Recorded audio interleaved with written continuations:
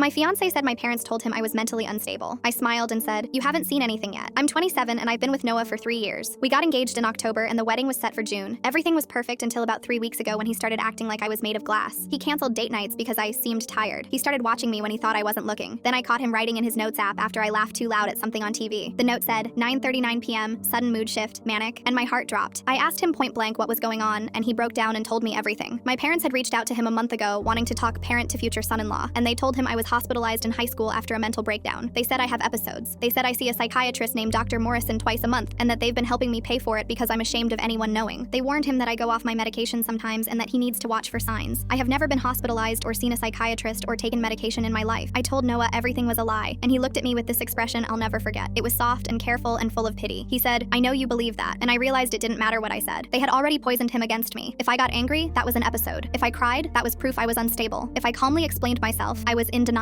My parents had built a trap where anything I did confirmed their story. When I got back to my apartment that night, Noah called and said maybe we should postpone the wedding. Not cancel, just wait until I was in a better place. I asked to see every message my parents had sent him and he forwarded the whole thread. It went back 2 months, not 1. My mom had been planting seeds since before we even announced the engagement. She told him about incidents from my childhood that never happened. My dad sent him a list of warning signs to watch for. The last message from my mom said, "We love her, but we couldn't live with ourselves if we didn't warn you. Please don't tell her we told you. She'll spiral." I read that message 4 times. Then I realized the only way to prove a lie is to make the liar tell it out loud. I told Noah I had a plan and I needed him to trust me one more time. He was skeptical, but he agreed. I told him to call my parents, sound panicked, and tell them something was wrong with me. Tell them I was scaring him, then invite them over and let them walk into exactly what they'd been warning him about. My parents were at our door within 40 minutes. Noah let them in looking pale and shaky, and my mom immediately hugged him and said they knew this day would come. My dad squeezed his shoulder and said he did the right thing calling them. They walked into the living room and found me already there, pacing by the window and muttering about how everyone was lying and nobody would tell me the truth. My mom put on this look of gentle concern and approached me slowly. She said, "Honey, it's okay. We're here. You're safe." And I wheeled around on her with wide eyes and said, "Call Dr. Morrison." She froze. My dad froze. Noah watched from the doorway. I said it again louder. "Call Dr. Morrison right now. You told Noah I see her twice a month. You've been helping pay for it. So call her. I want her here." My mom's mouth opened and closed. "Sweetheart, you're confused. Let's just sit down and calm down." I held my phone toward her. "What's her number, Mom? What hospital was I in? What month? What medication am I on?" She couldn't answer. She looked at my dad and he looked at the floor. I kept pushing. "You've been texting Noah for 2 months about my episodes. So describe one. Tell him when the last one happened. Tell him what I did." My mom started to cry and said, "We were just worried about you," and I dropped the act completely. I stood up straight and looked at Noah. "Ask them anything. Watch them make it up." Noah looked at my parents. "What hospital?" My dad stammered something about it being a long time ago. "What medication is she on?" My mom said she couldn't remember the name. Noah's face changed completely. "You've been texting me for 2 months about her condition, and you can't tell me a single real detail." My mom reached for me with shaking hands, saying, "You've always been so sensitive. We just wanted him to be prepared." And Noah stepped between us. "Get out of our house and don't ever contact either of us again." They left without another word. Noah wrapped his arms around me and apologized over and over for believing them. "We're still getting married in June. My parents won't be there to see it.